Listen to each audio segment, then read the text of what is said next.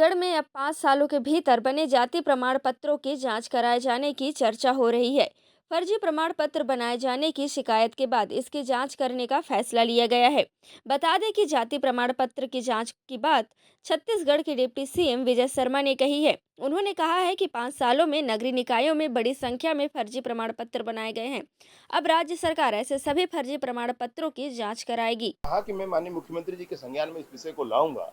मैंने यह भी कहा कि मैं पूरी कोशिश करूंगा कि इस पर जांच होनी चाहिए। माननीय मुख्यमंत्री जी से निर्देश लेकर के और उस पर काम करेंगे, क्योंकि ऐसा हुआ है।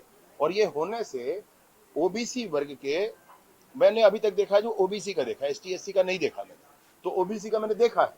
ओबीसी वर्ग के लोगों के अधिकार का हनन हुआ है, उनकी अपॉर्चुनिटीज कम हुई है। हम उनको इसलिए देते हैं क्योंकि ओबीसी वर्ग में जितने लोग हैं उनको एक अवसर मिल पाए उनके अपने वर्ग के बीच में। अब उनके वर्ग में आप मुझे भी लगा दो और आपको भी, आप भी आ जाओ, तो फिर उनके अवसर कम हुए ना। डिप्टी सीएम विजय शर्मा के इस बयान के बाद पूर्व मुख्यमंत्री भूपेश बघेल ने कहा है कि भाजपा सरकार एसटी एससी और ओबीसी विरोधी सरकार है। बघेल ने कहा है कि जब से प्रदेश में बीजेपी की सरकार बनी है उसके बाद से ही जाति प्रमाण पत्र बनना बंद हो गया है।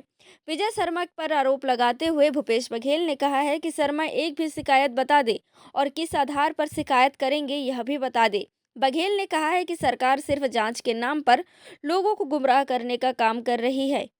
पूरी जाति प्रमाण पत्र बनना ही बंद हो गया है। आम जनता जो एसटी एससी के लोग हैं, जाति प्रमाण पत्र जो बना है उसको वितरित नहीं कर रहे हैं, उसको रोक लगाते हैं। ये दरअसल जो आदिवासी है, अनुसूचित जाति विरोधी या पिछड़े वर्ग विरोधी ये सरकार है।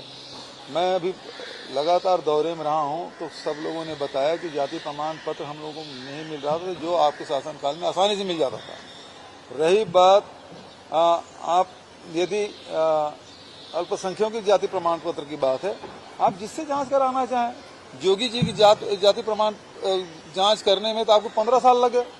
15 साल आपको मौका मिला था, एक व्यक्ति की जाति को आपने जांच नहीं कर पाया।